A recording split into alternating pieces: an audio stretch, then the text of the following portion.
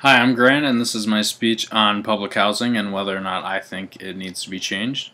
So first I'm going to start off with a quick quote here. There are 1.3 million public housing apartments and about 800,000 families who are actually on the wait list for those 1.3 million houses that are actually already filled. So that quote was from 1994, and so that was 25 years later. And obviously, since then, the amount of people that need those apartments has actually almost doubled pretty much. And so you can see that there's a huge problem there. Now, there just simply isn't enough space to support the amount of people that we need compared to the amount of space that we have right now, the limited amount of space that we have right now. And so this just calls for a desperate need of change. On behalf of the government and the taxpayers, which is who actually funds these programs. It's us, people who work. And so obviously this needs to change for a multitude of factors, and the three that I came up with was it's costing taxpayer money, obviously. These living conditions are causing gang violence, and then finally, this sort of living situation that we have in place right now is sort of making these families be a little more lazy, and it's sort of kind of reflecting a communist structure to it, sort of. So public assistance really wasn't, in my opinion, and I think with a lot of other people, it never is really meant to be a permanent solution for a family or a single person. You know, it's meant for the person to live there, and maybe if they're on welfare too, then receive a little bit of money, and then have enough time to be able to get a job, make enough money to get on their feet, to which they can move out and get off welfare and public assistance.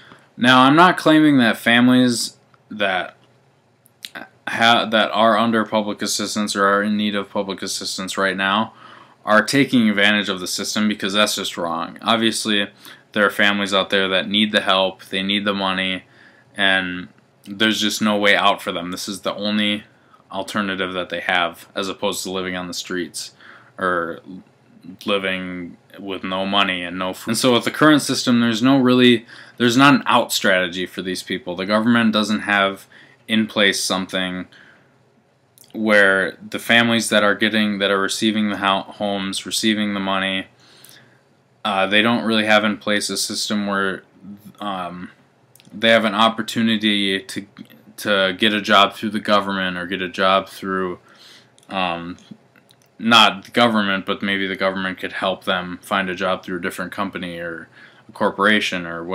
whatever may have you. And I think that's really important. You know, there needs to be some system where the people can first receive help, to the point where they can get on their feet, and then also there's an out strategy for them to, get on their feet without the need of public assistance.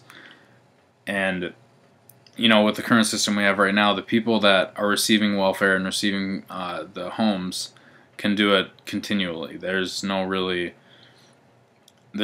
stopping point for the amount of money that these people can receive, as long as they fit the requirements for, if they're sick or if they have. So as I said, first I'm going to get into how it's costing taxpayers money. And so me personally, I would like my money that I'm putting towards the government to be put to use in some way. I guess I don't really care if I'm paying for welfare or paying for, assisted living, as long as it's going somewhere that's important and that's, making a difference. And I think that's the same with a lot of other people. And so what I found in my sources is that a person by the name of Atlas, and then another person who assisted him with the article named Dreyer, actually said that with the houses that we have now, some of them that aren't being used, which there are houses that aren't actually in use right now due to them being condemned or whatever may have you. And us actually salvaging these homes and, you know, tearing them down or renovating them or whatever still won't cut it, and still won't make up for the amount of money that it would cost to do these sorts of things. And like, there needs to be a more efficient way of spending that money and using that money to create better environment for these people and allow us to, you know, put in place these systems that can give them an out strategy and give them a chance to get back up on their feet and then lean off of the crutch that is welfare and assisted living. And so next I'm going to talk a little bit about how this is causing gang violence. And so you may ask, how is this causing gang violence? And it's causing gang violence through a couple different issues, and one of them is what I found is a place called Cabrini Green, which is a assisted living house that was built and actually torn down. But pretty much what happened there was people were being thrown into these houses without having background checks or anything like that to really see if they were a fit for the place. And so what ended up happening was gang members actually were thrown into the same houses, and they were selling drugs throughout the complexes, and you know, selling weapons, and, you know, anything that pretty much is that you can think of that it's illegal, they were doing in these places. And so and actually what they were saying was actually the person by the name of Rothstein, source that I used, was actually the higher the building was, the more likely it was to experience gang violence, and which is a huge problem, obviously, because, you know, if a building is harboring a bunch of gang members, how are authorities and police members supposed to get in there and actually stop this drug trafficking and weapon trafficking and stuff like that? And that actually is what happened. And in a video that I watched called Housing in America, a look at two cities, pretty much what happened was in Chicago, police authorities were having issues with people at this housing complex, and there was actually shootings being performed outside right in front of the you know, in public, where people were just dying in public, and there was nothing the police could do about it because there was just so many people in these apartment complexes that it was way too dangerous to send in police officers there. And so what ended up happening was 300 police officers actually had to step in and show up at this apartment complex in order to stop this and to eventually take down all these people. And there was actually an open gunfight between the police officers and the people who were living in these apartment complexes. But then later the building ended up actually just being torn down and trashed, and all these people had to relocate and find new homes for themselves and their families.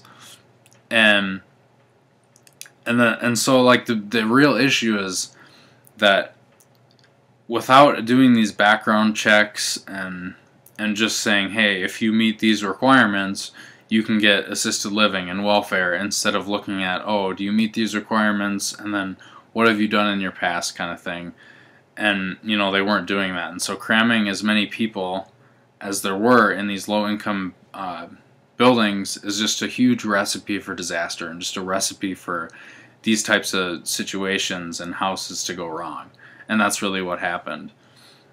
And then so finally I'm going to talk about how this is really causing a certain laziness between people. And it's, the way I put it was, if you think of communism. In communism, people are pretty much just given a job and a house, and that's what you get, and then you get a certain pay, and that's what everyone receives.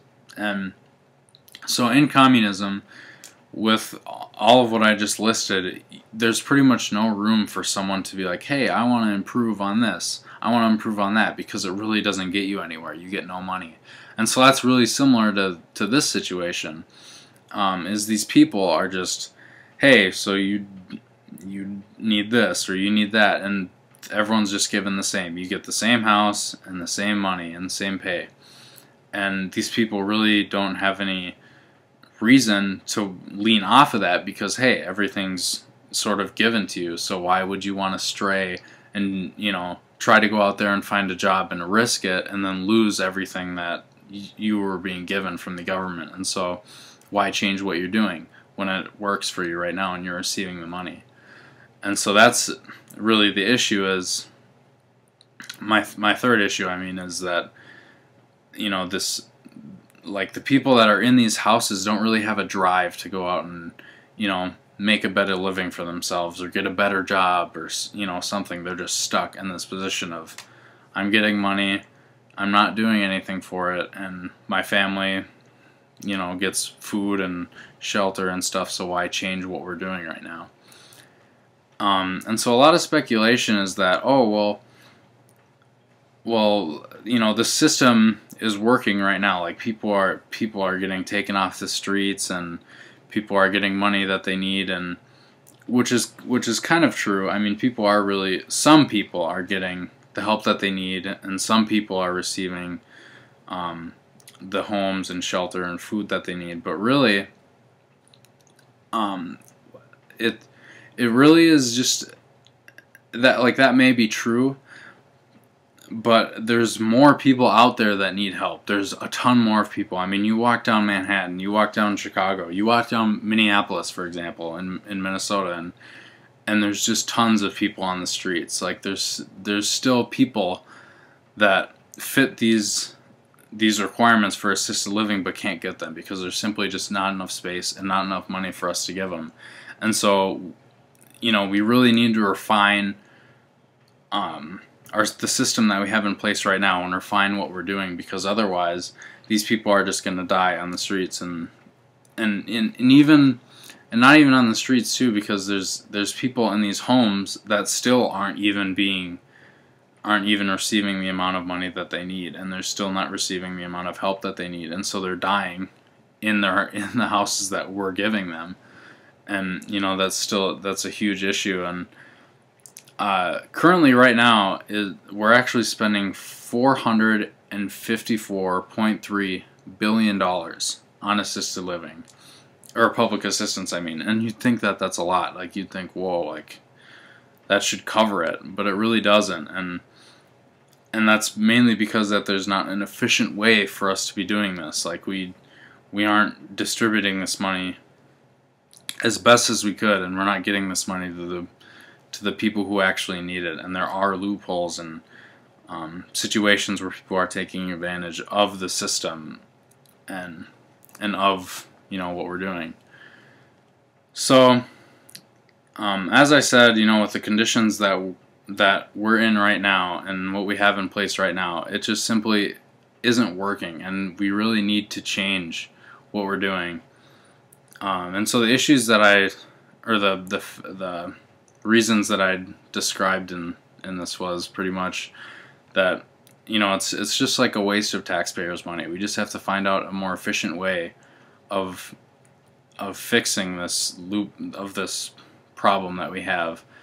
And then also, it's causing gang violence. Like, as I said, that story about the apartment complexes with all the people who are shooting at each other on the streets, you know, that's a huge issue, and it still is actually happening today. You know, there's still a couple of cities that have this issue still, where cops can't get into homes and, you know, make the right arrests because they're so afraid of getting shot by other gang members in the area. And then finally, I talked about just the issue of laziness. Like, people have to be able to have an out strategy and get up on their feet and, you know, have that safety net, but also have the ability to stand up and go out and get a better job than what, you know, they're receiving right now.